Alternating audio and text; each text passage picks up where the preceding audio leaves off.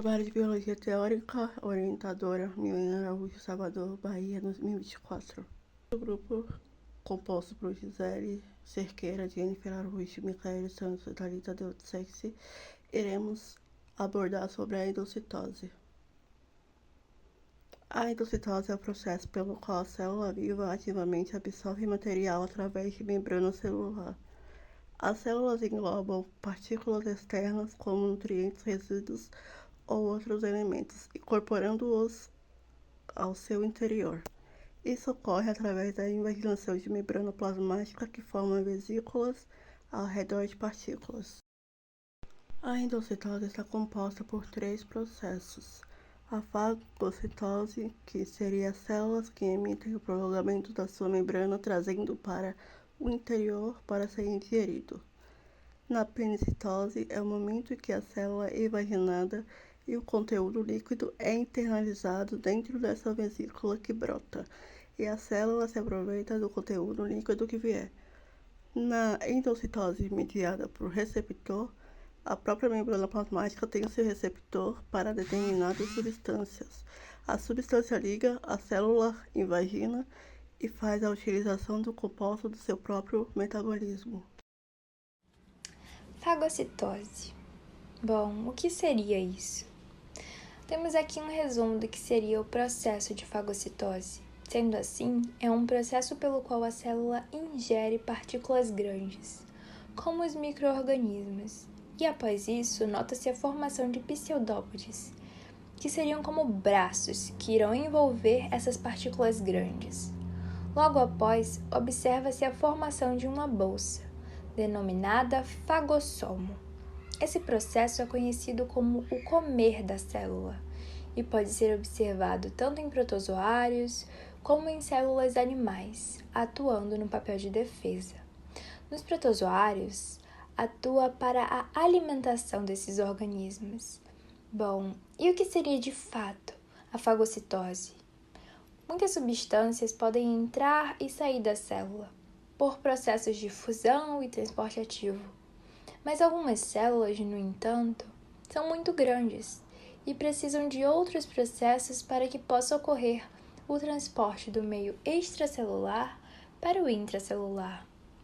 Quanto ao transporte de partículas grandes, é conhecido como endocitose, e nesse processo atua para garantir a nutrição e defesa das atividades celulares.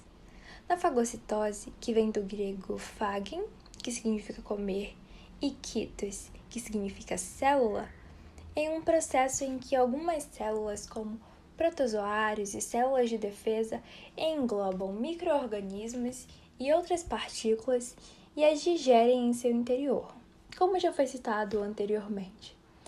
Para isso ocorrer, é necessário que as células sejam capazes de movimentar-se, como as amebas, os macrófagos e os neutrófilos. Nesse processo, ocorre a formação de pseudópodes, que seriam prolongamentos citoplasmáticos, que englobam a partícula que vai ser ingerida.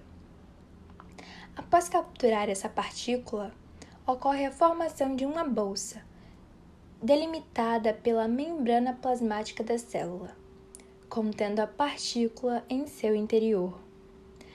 Também vale salientar que essa vesícula recebe o nome de fagossomo. A fagocitose, ela depende da ligação da partícula com a superfície celular. Essa ligação gera modificações na camada citoplasmática, que permite a geração de pseudópodes. Já a formação do fagossomo, ela ocorre quando as bordas dos pseudópodes se unem, quando eles se fundem. Após a formação, esse fagossomo une-se aos lisossomos e enzimas digestivas são lançadas no seu interior. Forma-se, nesse momento, um vacúolo digestório e começa a digestão da partícula. O que não foi digerido são os corpos residuais, que posteriormente serão excretados pela célula. Esse processo será ilustrado na imagem abaixo. onde, na adesão, partículas que serão digeridas são marcadas. Já no englobamento, acontece a formação dos pseudópodes. Na fusão com vesículas ricas em enzimas, tem a fusão com os lisossomos. E na degradação, tem a realização do processo de digestão intracelular. Pinocitose. Visão geral. O que é, como ocorre, tipos e exemplos. A pinocitose é um dos tipos de endocitose, que é o processo onde as substâncias ingressam na célula por meio de modificações da membrana plasmática, aonde ocorre o englobamento de fluido extracelular. Nesse processo, ocorre o desenvolvimento de uma invaginação da membrana plasmática, formando pequenos sacos ou vesículas que, quando se fecham, são empurradas pelo citoesqueleto. O citoesqueleto é uma estrutura dinâmica que está presente no citoplasma das células. Ele se assemelha a uma rede, sendo formado por microtúbulos e microfilamentos, que são intermediários e de actina, constituídos de proteínas. Nos microtúbulos, encontramos a proteína chamada de tubulina. Essas estruturas são as maiores e mais grossas que formam o citoesqueleto, sendo longas, firmes e ocas. Nos filamentos de actina, ou microfilamentos, encontramos a própria actina e outras proteínas que estão ligadas a ela. São estruturas mais finas e flexíveis que atuam no movimento celulares. Por fim, nos filamentos intermediários, encontramos algumas proteínas fibrosas responsáveis pela estabilidade do tecido celular. A pinocitose possui similaridades com a fagocitose, existindo, porém, algumas diferenças essenciais. Ela engloba líquidos ou fluidos que não passam pela membrana plasmática, enquanto a fagocitose forma pseudopódios que englobam sólidos. Contudo, assim como na fagocitose, na pinocitose, o lisossomo irá se unir ao pisossomo e formar um vácuo digestivo, permitindo assim que as partículas pinocitadas sejam digeridas. Este processo ocorre em diversas células, tais como macrófagos, nas células do intestino para a absorção dos lipídios, nas células endotelias dos capilares sanguíneos. Para que ocorra a pinocitose, a membrana plasmática sofre invaginações localizadas que envolvem a partícula a ser ingerida. Quando a membrana se fecha em si, forma-se uma vesícula que é puxada pelo citoesqueleto para o citoplasma. Essa vesícula é denominada de pinossomos. Em seu interior encontra-se a substância a ser digerida. Existem dois tipos de pinocitose, a seletiva e a não seletiva. Na pinocitose não seletiva, os sacos envolvem os solutos que estiverem presentes no fluido extracelular, não ocorrendo seleção do material internalizado. Já a pinocitose seletiva acontece em duas etapas. Na primeira etapa, as substâncias que irá ser absorvida se aderem a receptores. Na segunda, a membrana se invagina e o material a ela aderido passa para um saco, o qual se desprende e ingressa na célula, permitindo incorporar grande quantidade de moléculas e água, estando limitado a lugares específicos da membrana plasmática. O soluto é transferido para uma vesícula com a ajuda dos filamentos de actina, que se juntam preferencialmente em torno dos sacos que possuem receptores. Esse saco se destaca na superfície celular, penetrando no citoplasma da célula. A grande vantagem desse tipo de processo é que ele permite a junção de muitas moléculas de um mesmo tipo, sem que aconteça a entrada de água em grande quantidade. Como exemplo de pinocitose seletiva, temos as células antecessoras da hemâncias que incorporam transferrina, uma proteína plasmática que transporta o ferro, que é utilizado na síntese de hemoglobina. Bom, o que seria a endocitose mediada por receptor? Trata-se de uma forma de endocitose na qual proteínas receptoras na superfície da célula são utilizadas para apossar-se de uma molécula específica. Os receptores seriam as proteínas transmembranas, que se reúnem na região da membrana plasmática, conhecida como depressão revestida. Essas regiões recebem esse nome graças a uma camada de proteínas chamadas de proteínas de revestimento, que também são intituladas de clatrinas. Quando esses receptores ligam-se à sua molécula específica, a endocitose começa a ocorrer, e os receptores, junto às suas moléculas, são levados para dentro da célula através de uma vesícula. A clatrina, ou proteínas de revestimento, atuam nesse processo dando formato arredondado e ajudando a se desprender da membrana. A endocitose por receptores permite que as células absorvam grandes quantidades de moléculas, consideradas raras, já que estão presentes em baixas concentrações no meio extracelular.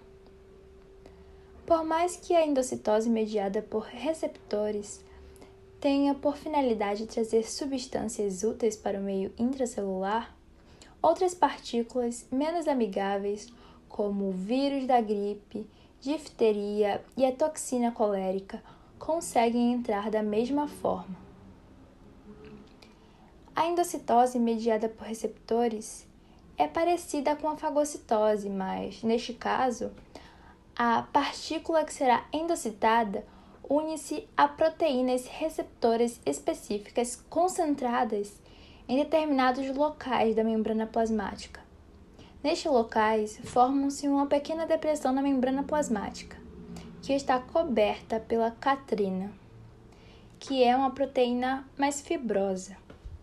A proteína receptora irá se ligar a uma determinada macromolécula, que é específica. A depressão invagina e forma uma bolsa.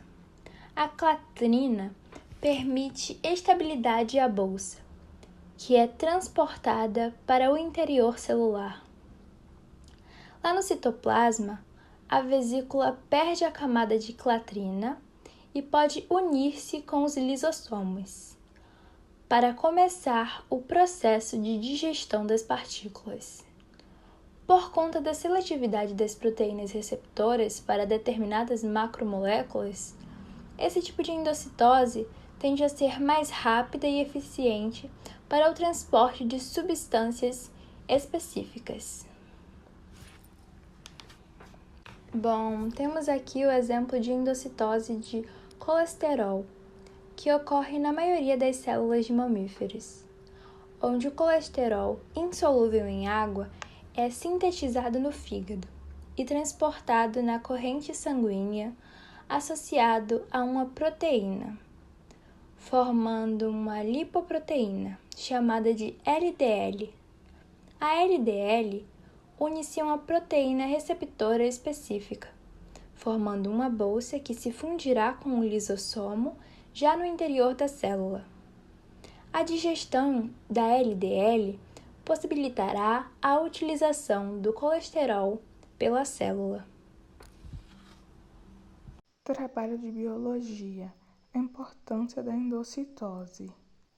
A endocitose ocorre tanto em organismos multicelulares como em seres unicelulares. Nos unicelulares, como protozoários, a endocitose é fundamental para garantir a nutrição dessas células. Sendo assim, a endocitose nesses organismos funciona como a principal forma de obter alimento. Em organismos multicelulares, por sua vez, a endocitose tem um papel um pouco diferente. Em nós, humanos, por exemplo, que possuímos uma digestão extracelular, as células não funcionam garantindo a nossa nutrição. Nesse caso, a endocitose tem papel primordial na defesa. Esse é o caso dos glóbulos brancos no nosso corpo, que captam partículas e organismos invasores. Podemos classificar a endocitose em 3 tipos principais: fagocitose, pinocitose e endocitose, medida por receptor. Fagocitose, nesse processo de endocitose que acontece apenas em células móveis, ocorre a emissão de pseudoproteínas, prolongamento da citoplasma, que captura partículas maiores com micro-organismos. Na fagocitose, forma-se uma vesícula chamada fagossomo, que possui diâmetro de 250 nanômetros. Na pinocitose, que vem do grego piner, que é beber, a célula apresenta a capacidade de ingerir fluidos e algumas moléculas neles presentes. A pinocitose pode ou não ser seletiva, ou seja, pode capturar fluidos específicos ou capturar qualquer produto do meio exterior. Nesse tipo de endocitose, formam-se vesículas com diâmetro de 150 nanômetros. Endocitose, medida por receptor, ocorre a captura da macromoléculas em virtude da presença de receptor nas membranas. Nas membranas, existem áreas específicas denominadas de focetas cobertas, que possuem receptores na região voltada para o citoplasma. Há também uma variedade de proteínas, principalmente clatrina. As focetas foram as chamadas vesículas cobertas, que entram no citoplasma e fundem-se com os endossomos.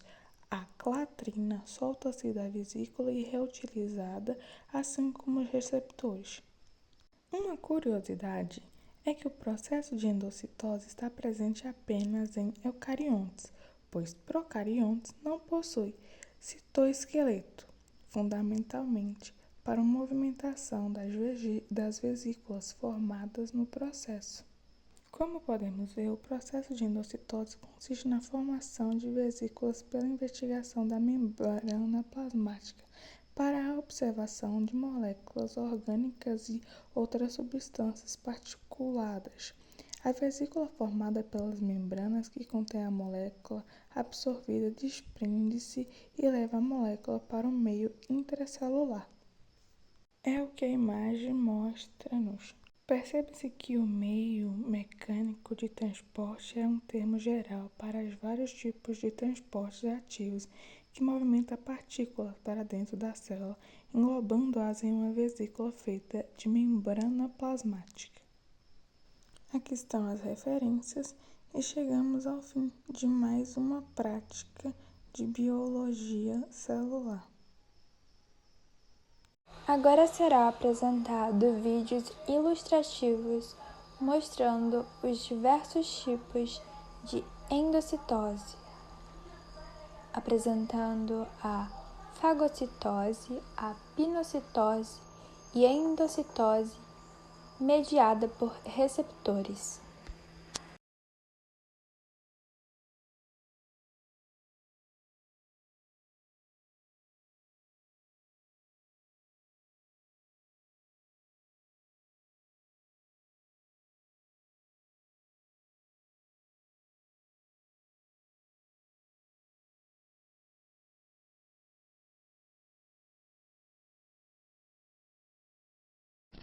This process can also occur in reverse, allowing large molecules to enter a cell. This is termed endocytosis.